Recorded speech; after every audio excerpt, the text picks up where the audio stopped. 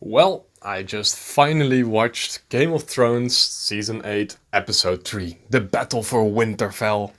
Such an awesome title. Uh, yeah. I don't do reviews, except for the past 5 reviews. Well, no, they weren't reviews, they were rants or nitpicks. It's not a review, it's not a review. Because if you do a review, you actually have to know what you're talking about. And I don't know what I'm talking about, I'm just giving my opinion. So this isn't a review. This is most definitely a bloody rant on. Well, I was gonna say something, but first off, spoiler warning. Definitely a spoiler warning. This is going to be full on spoiler. So what I was gonna say, basically the end of Game of Thrones, the big badass storyline that's been building up for 8 years has come to a bitter end. And I've seen people online, they apparently really like this episode. I don't really know why. I guess there are definitely badass scenes, there are beautiful scenes. But well, in the past video I already hinted at that I thought they would do a kill the alien queen to kill the army kind of thing. Well, that's exactly what they went for. They made it perfectly clear that they are absolutely incapable of defeating the army of the dead. So what was left was killing the Night King.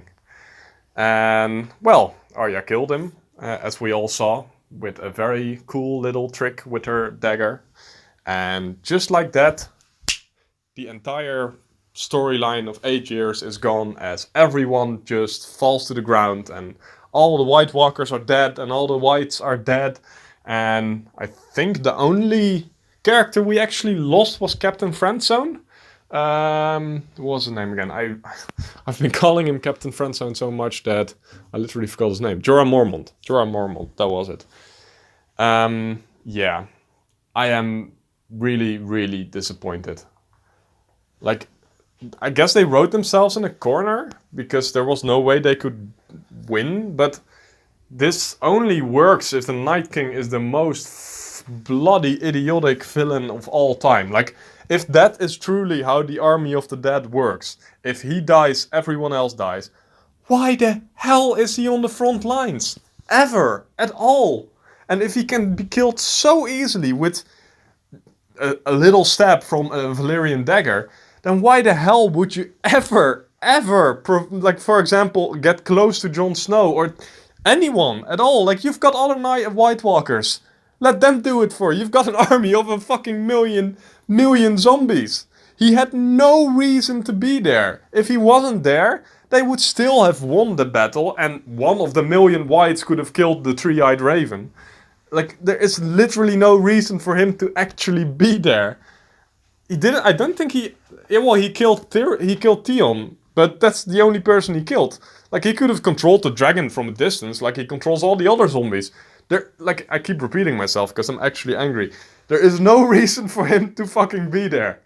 And while I'm angry, ranting anyway, the Whites don't make sense. Like in most scenes, they burn like wildfire. They burn like they've been soaked in some kind of oil, but they don't when they put out the flame wall, like by just having a few people lay on it.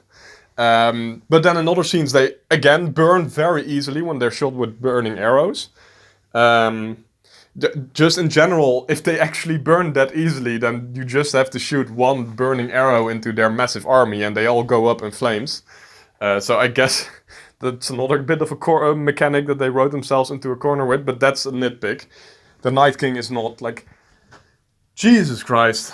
That's horrible. That's horrible. And actually, I don't know if other people love this episode, because I haven't seen any reviews, because I really didn't want to hear any spoilers.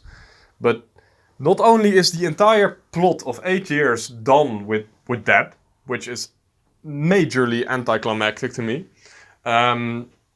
they also didn't lose anyone.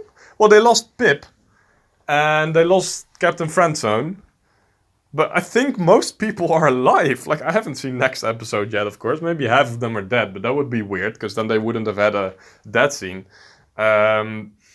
I think most of them are alive, even though for like at least in half hour real time, like watching the actual episode, they were all surrounded fighting an unkillable massive horde of zombies that should have ripped them apart in a few seconds. Yeah, I'm a little bit frustrated. I thought they were gonna do something cool when they all swarmed Danny and the dragon. I thought, oh, I was already screaming at the screen like, why the fuck are you not flying away? Which he did eventually, but neither of them died. There was suddenly Jorah was there. Oh yeah, Captain Friendzone. Sorry, his name is Captain Friendzone. Suddenly Captain Friendzone was there. I have no idea how he got there because they were like at least 100 meters away from the wall in the middle of the army. Like, did Go Gadget Lex, he just jumped from the wall or something? I don't know.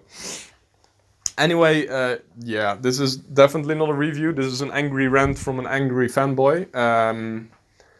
Yeah, I watched this with my roommate and we did not like this. We were at the end. We were looking at each other like, "Are we being too critical?" No, no, this sucks, man. This is bullshit. And I guess now they are going to fight Cersei. I have no idea what army they're going to use for it because everyone is dead except the main characters. Maybe it's going to be like an Avengers team of main characters. Well, on the flip side, there seems to be an infinite number of people anyway in this series. Like every time a major battle happens, you see massive casualties, but in the next fight, the entire army is together again. I have no idea how the supposedly sparsely populated North still has any people at all. Same goes for the women and the children in the crypts. This was like 10 minutes time for the wives to slaughter them all, and in the final scenes, it seemed like most of them were still alive. I'm gonna cut this short, because otherwise I'm going to keep ranting for like 20 minutes, which I'm sure isn't enjoyable for anyone. I'm not even sure if this is enjoyable. But, well, let me know in the comments if you agree or if you think I'm an angry asshole who just can't appreciate it for what it is. Yeah, it's just...